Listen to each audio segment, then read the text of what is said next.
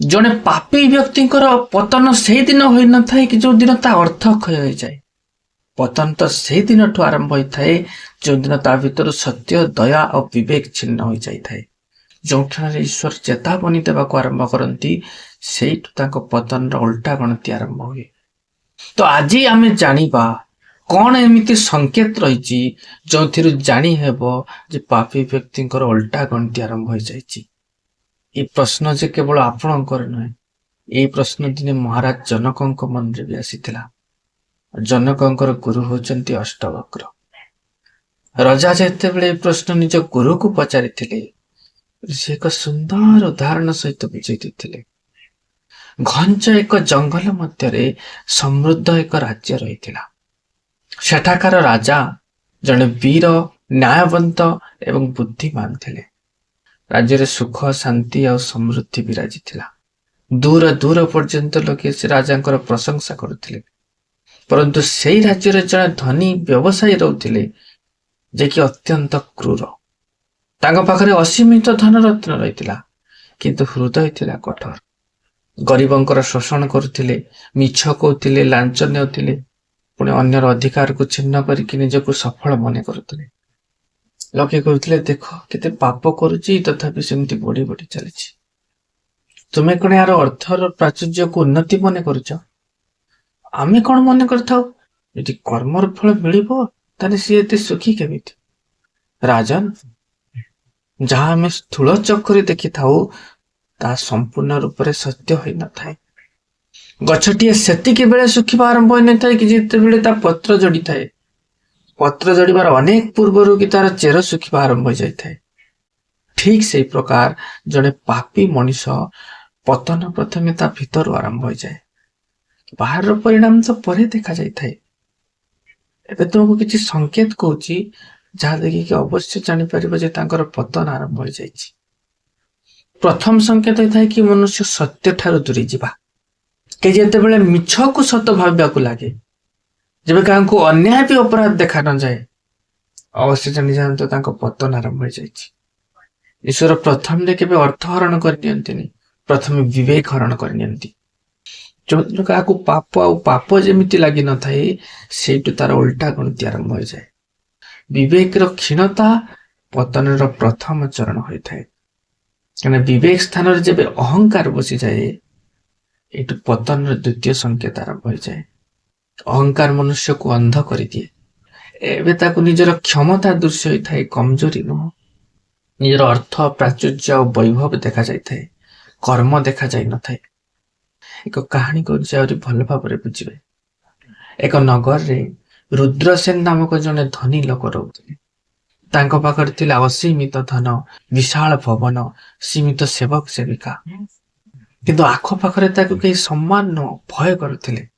ଧୀରେ ଧୀରେ କି ରୁଦ୍ରସେନକୁ ବିଶ୍ୱାସ ହୋଇଯାଇଥିଲା କି ତାଙ୍କ ଯେମିତି କେହି ନାହାନ୍ତି। ସାଧୁ ମହାତ୍ମାଙ୍କୁ ଅପମାନ କରିବା ଆରମ୍ଭ କରିଥିଲେ।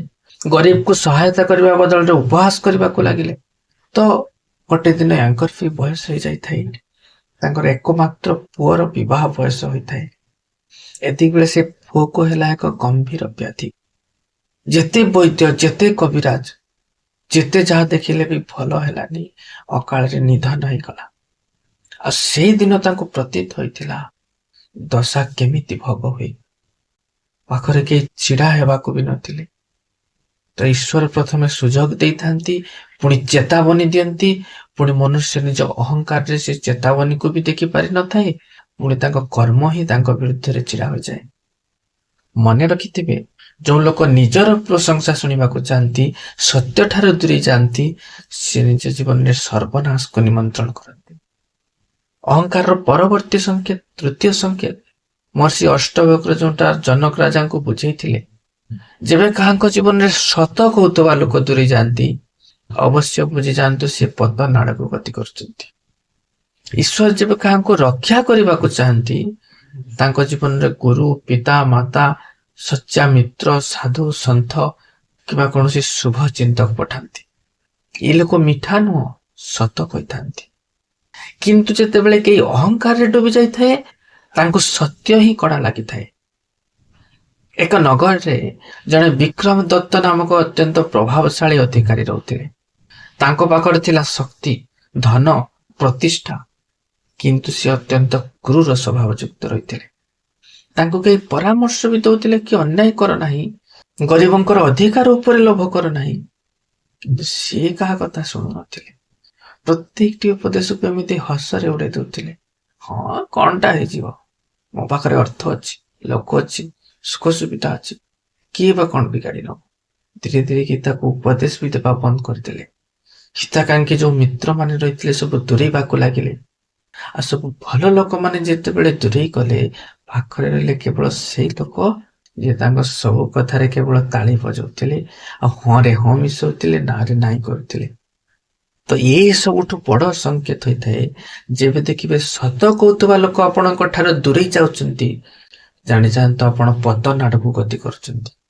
କାହିଁକିନା ସତ ମନୁଷ୍ୟଙ୍କୁ ରକ୍ଷା କରିଥାଏ, ଆଉ ଚାଟୁକାରିତା ସଦା ବିନଷ୍ଟ କରିଥାଏ।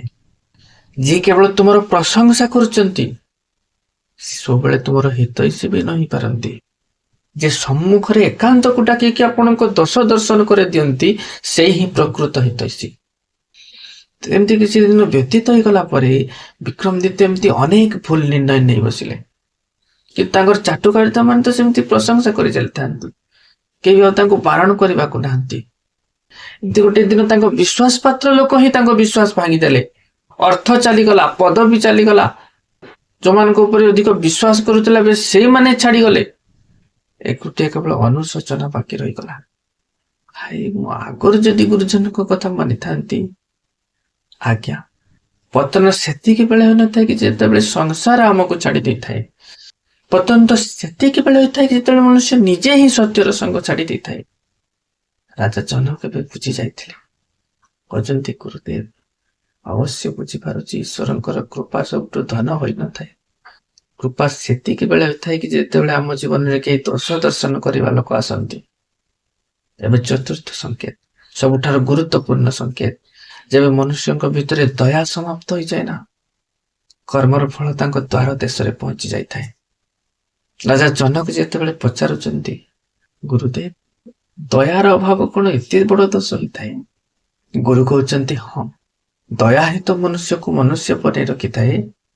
ଯୋଉଦିନ କାହାକୁ ଅନ୍ୟର ଦୁଃଖ ଦେଖିକି କୌଣସି କଷ୍ଟ ଲାଗିନଥାଏ, ସେଇଦିନ ତାଙ୍କ ଭିତର ପ୍ରକାଶ କମିବାକୁ ଲାଗେ। ଏବେ ଗୋଟେ ଘଟଣା କହୁଛି ଶୁଣ।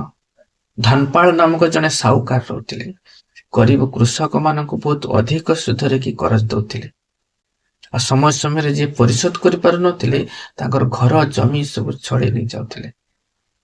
ତ ଏମିତି ଗୋଟେ ବର୍ଷ ଭୟଙ୍କର ମରୁଡି ପଡିଲା। ଚାଷବାସ ହେଲାନି, କାହାରି ବର୍ଷା ହେଲାନି। ଅନ୍ନ ଯେତେବେଳେ ସମସ୍ତଙ୍କର ଶେଷ ହେବାକୁ ଲାଗିଲା, ଭୋକରେ ଆଉଟୁ ପାଉଟୁ ହେଲେ, ଲୋକେ ବାଧ୍ୟ ହୋଇକି ସେଇ ସାହୁକାରଙ୍କ ପାଖକୁ ଗଲେ ଋଣ ଆଣିବା ପାଇଁ। ସାହୁକାରଙ୍କର କିନ୍ତୁ ସଫା କଥା, ଦେଖ, ତମମାନଙ୍କୁ ଭୋକ ହଉ କି କଷ୍ଟ ହଉ ମୋର କିଛି ଯାଇ ଆସେନି। ସମୟରେ ଯଦି ଋଣ ପରିଶୋଧ ନ କରିବ, ତମମାନଙ୍କର ଘର ଜମି ସବୁ ମୋ ନାଁରେ ହେଇଯିବ। ରାଜା, ଏହି ସେଇ କ୍ଷଣ ହୋଇଥାଏ ଯେବେ ପାପୀ ବ୍ୟକ୍ତି ନିଜେ ହିଁ ନିଜ ଭାଗ୍ୟର ଦ୍ୱାର ବନ୍ଦ କରିଦେଇଥାଏ। ତ ହେଲା ବି ସେଇଆ। କିଛି ଦିନ ଭିତରେ ଗାଁରୁ ଅଧେ ଜମି ସେ ସାହୁକାର ନିଜ ନାମରେ କରିନେଲେ। ତେବେ ତାକୁ ଲାଗୁଥିଲା କି ଏଥର ଆହୁରି ପ୍ରଭାବଶାଳୀ ହେଇଗଲେ। କିନ୍ତୁ ସେଇ ବର୍ଷ ତାଙ୍କ ପତ୍ନୀକୁ ଏକ ଏମିତି ବ୍ୟାଧି ହେଲା, ଯାହାକି ତାଙ୍କ ପାଇଁ ବହୁତ ଭାରି ପଡିଲା। ବୈଦ୍ୟ କବିରାଜ ଯେତେ ଯୋଉଠି ଥିଲେ, ଖର୍ଚ୍ଚ କରି କରିକି ତାଙ୍କର ସମସ୍ତ ସମ୍ପତ୍ତି ଶେଷ ହେଇଗଲା। ଆଉ ସେଦିନ ପ୍ରଥମ ଥର ପାଇଁ ସାହୁକାରଙ୍କୁ ଅନ୍ୟର ଦୁଃଖ କଣ ଅନୁଭବ ହେଇଥିଲା। ସେ ବୁଝିଥିଲେ ଯେ ଦୁଃଖ କାହାକୁ କୁହାଯାଏ। ତେଣୁ ହେ ରାଜନ, ଇଏ ତାଙ୍କର ଦଣ୍ଡ ନୁହେଁ, ଏ ଥିଲା କର୍ମର ସ୍ୱାଭାବିକ ପରିଣାମ। ସଂସାରରେ ଯୋଉ ଦୁଃଖ ଆମେ ଅନ୍ୟକୁ ଦେଇଥାଉ, କୌଣସି ନା କୌଣସି ରୂପରେ ଆମରି ପାଖକୁ ହିଁ ଫେରି ଆସିଥାଏ। ଏବେ ଅନ୍ତିମ ରହସ୍ୟ କହୁଛି ଶୁଣନ୍ତୁ। ରାଜା ଜନକ କହୁଛନ୍ତି, ଗୁରୁଦେବ, ଆପଣ ଯେ କହିଲେ ବିବେକ ନଷ୍ଟ ହେଇଯିବା, ଅହଙ୍କାର ବୃଦ୍ଧି ପାଇବା, ସତ ଠାରୁ ଦୂରେଇ ଯିବା, ଆଉ ଦୟାଭାବ କମିଯିବା, ଏଥିରେ ପତନର ଦ୍ୱାର ଖୋଲିଥାଏ। ତେବେ ଏହାର ଅନ୍ତିମ ଅବସ୍ଥା କଣ ହେଇଥାଏ? କଣ ଅବସ୍ଥାର ଫେରିବାର ଉପାୟ ନଥାଏ, ଦୁର୍ଗତି ନିଶ୍ଚିତ ହୋଇଯାଇଥାଏ। ମହର୍ଷି କହୁଛନ୍ତି, ରାଜନ, ଜୀବନ ଯେତେବେଳେ ବାରମ୍ବାର ଚେତାବନୀ ଦେଇଥାଏ, ମଣିଷ ସେ ଚେତାବନୀକୁ ଅଣଦେଖା କରିଥାଏ, ତେବେ ତାଙ୍କ କର୍ମର ଫଳ ତାଙ୍କ ଦ୍ୱାର ପର୍ଯ୍ୟନ୍ତ ପହଞ୍ଚି ଯାଇଥାଏ। ଈଶ୍ୱର ପ୍ରଥମେ ଚେତାବନୀ ଦିଅନ୍ତି, ସେ କୌଣସି ନା କୌଣସି ସାଧୁ ସନ୍ତଙ୍କ ବଚନ ମାଧ୍ୟମରେ, କେବେ ପିତାମାତାଙ୍କ ଜରିଆରେ, କେବେ ଅସଫଳତା ମାଧ୍ୟମରେ, ପୁଣି ଆଉ କେବେ ନିଜ ଅନ୍ତଃକରଣର ଶବ୍ଦ ଜରିଆରେ। ତେବେ ମନୁଷ୍ୟ ଯଦି ଏହି ସଂକେତ ଗୁଡ଼ିକୁ ବୁଝିପାରନ୍ତି, ମାର୍ଗ ତାଙ୍କର ବଦଳି ଯାଇପାରେ। କିନ୍ତୁ ପାପୀ ଲୋକଙ୍କର ତ ସବୁଠୁ ବଡ଼ ଭ୍ରମ ଏଇଟା ହେଇଥାଏ କି ପ୍ରତ୍ୟେକଟି ଚେତାବନୀକୁ ସେ କେବଳ ସଂଯୋଗ ଭାବି ନେଇଥାଏ। ତେଣୁ ମନୁଷ୍ୟ ଯେତେବେଳେ ନିଜ ଭୁଲକୁ ସ୍ୱୀକାର କରିବାକୁ ମନା କରିଦିଏ, ସମୟ ତାଙ୍କୁ ସ୍ୱୀକାର କରିବା ପାଇଁ ବିବଶ କରିଦେଇଥାଏ। ଏହା ହିଁ ହୋଇଥାଏ କର୍ମର ନିୟମ। ତେବେ ଆଜିର ଏହି ଭିଡ଼ିଓରେ ଯଦି ଆପଣ କିଛି ବୁଝିପାରିଲେ, ଏହାର ସନ୍ଦେଶକୁ ନିଜ ଜୀବନରେ ଉପଯୋଗ କରିବାକୁ ଚେଷ୍ଟା କରନ୍ତୁ। ଦେଖା ହେବ ଆଉ ଏକ ଭିଡ଼ିଓ ମାଧ୍ୟମରେ। ସେତେବେଳେ ପର୍ଯ୍ୟନ୍ତ ବିଦାୟ ଦିଅନ୍ତୁ।